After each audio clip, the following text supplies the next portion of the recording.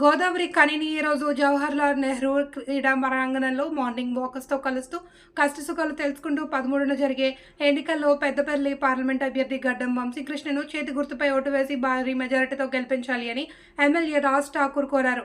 ఈ సందర్భంగా ఆయన మాట్లాడారు. కార్యక్రమంలో కార్పొరేటర్స్, కాంగ్రెస్ పార్టీ సీనియర్ నాయకులు, వివిధ విభాగాల అధ్యక్షులు, నాయకులు తదితరులు పాల్గొన్నారు.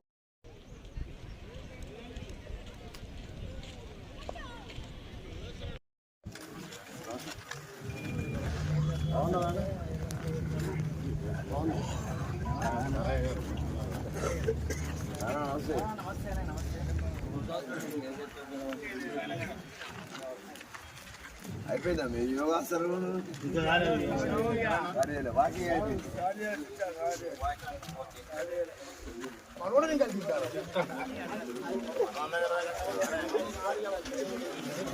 కూడా ఇదే ఉంటుంది.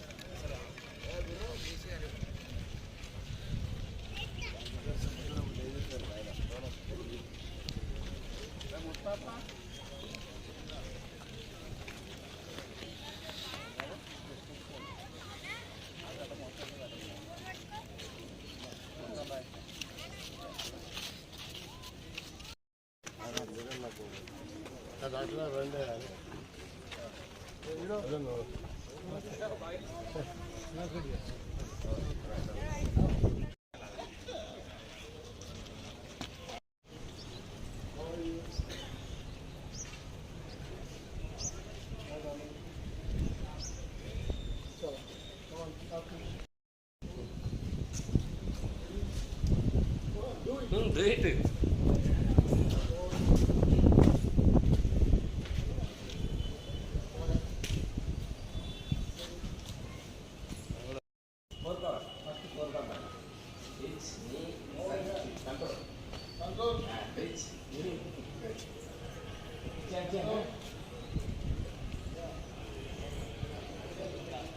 స్వతంత్ర భారతదేశాన్ని ఇవాళ స్వతంత్రం లేకుండా మరి ఈ రిజర్వేషన్ తీయడానికి ఇవాళ బీజేపీ, బీఆర్ఎస్ రెండు కలిసి వస్తా ఉంది.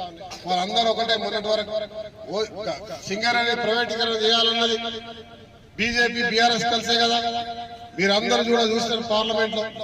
ఈ రోజు వచ్చి మాట్లాడతాడు ఆయన, ఈ ఊరు సింగరేణి ప్రైవేటీకరణ అయితే అని చెప్పి. సిగ్గుందా, నోరా, ఆ తాటి పట్టనా, నాలుగనా అని అడుగుతున్నారు. మీరందరూ కూడా గమనించాలి.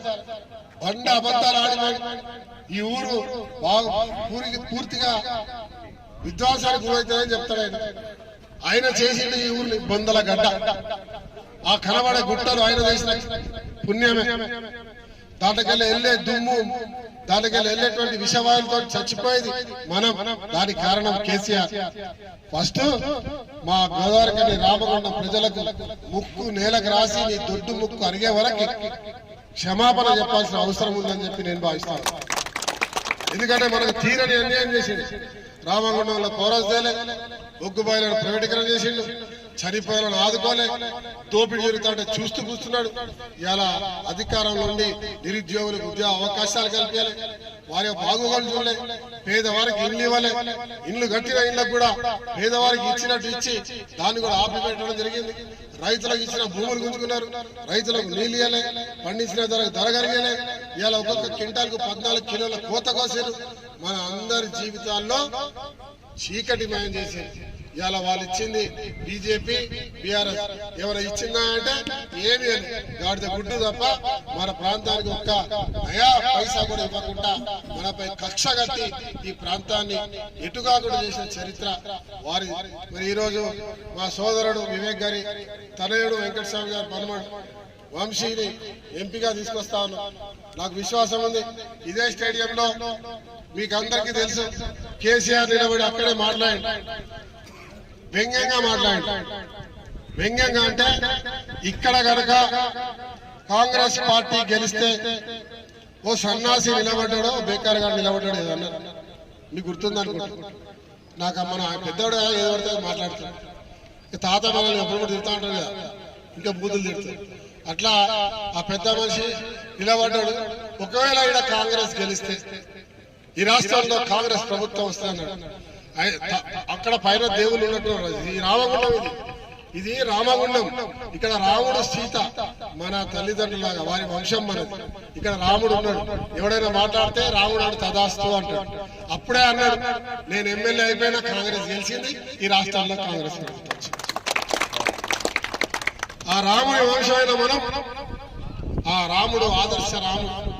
ఈ ప్రాంతంలో ఉన్న హిందూ, ముస్లిం, క్రిస్టియన్, దళిత విభాగాలు, బలహీన వర్గాలు అందరూ నా వారు, నా కుటుంబం అని ఇలా రామగుండానికి రామగుండం పేరు పెట్టి ఆశీర్వదించిపోయింది.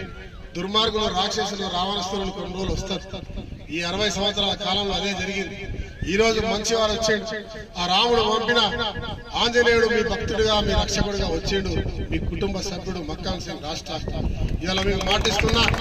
ఇవాళ రాముడు పేరు చెప్పు ఈ దేశాన్ని అమ్మడానికి, ఇవాళ చట్టాలను, కార్మిక చట్టాలను తీసుకొచ్చి మన అందరిని తొక్కడానికి, రైతుల చట్టాలు ఇచ్చి అదాని అమ్మాలకు అప్పచెప్పి ఉన్న భూములు గుంజుకొని అక్కడ ఉన్న రైతుని అక్కడ కూలిగా చేసే ప్రయత్నంలో ఇవాళ ఉద్యమించాల్సిన అవసరం ఉంది. రిజర్వేషన్లకు వ్యతిరేకంగా పోరాటం చేయాల్సిన సమయం వచ్చింది. ఆ సమయం మరి ఇక్కడ నాకు తెలుసు వంశీ భారీ మెజార్టీతో గెలుస్తా ఉన్నాడు.